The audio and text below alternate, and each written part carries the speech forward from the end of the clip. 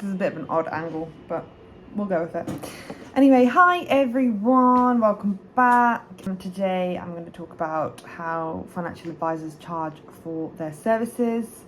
I'm thinking about getting some professional financial help. Well, here's some explanations about how advisors get remunerated for their services. So there's three main ways in which advisors charge for their services. The first one is fixed fees.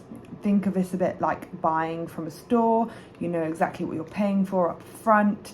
Your advisor might charge a set amount for helping you with things like pension transfers or mortgages. The advantage of this is that it is clear what you're paying for, easy to understand. You can shop around and compare with different advisors. Plus, you won't feel like you're on the clock during meetings.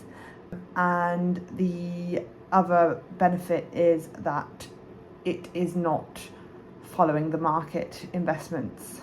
And I guess the downside to this method is that it could cost more than other options because you're paying sort of ad hoc based on which sort of services you require. The fund-based fee is sort of the one that's aligned to the investments. So that's the next one I want to talk about.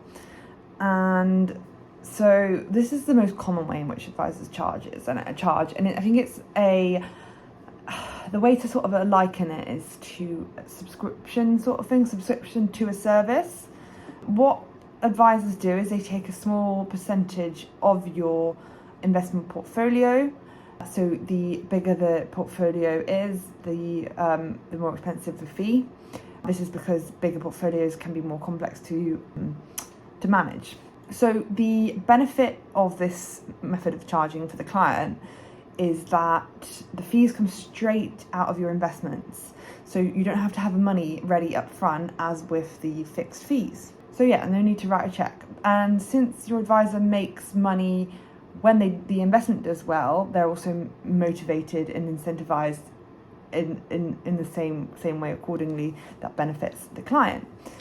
I guess the downside to this method of charging is it can be quite distorting when markets are super volatile. So when they go up, really high up, and really low down, so do the fees. And sometimes larger portfolios end up paying more than they should. I guess what certain advisors do is they have a tiered approach to solve this issue, because £500,000 portfolio doesn't necessarily mean that $1 million portfolio will have double the amount of work. So yeah, the last and final third way of charging is time-based charging. Now this might be familiar to you because it is similar to the way a lawyer or an accountant charges. So that's one advantage as well. Like, clients recognize this method of charging, and it just means that you pay for the time the professional spends working with you. Advantage of this way is that you get exactly what you pay for.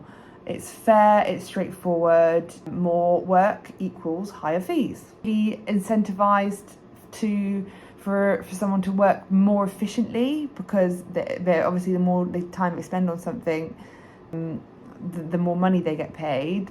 But advisor to charge in a clear, comprehensible and transparent manner. So I would say that it's not the best way probably, but or the most common, because it's not the most efficient for clients. Anyway, that's everything from me. That's the three methods of charging: fixed upfront fee, percentage based on investments, and time-based charging. I hope you found that helpful. Let me know, but then in the comments below, what method of charging would be your preferred method if you were to be paying an advisor. And yeah, subscribe for more videos like this.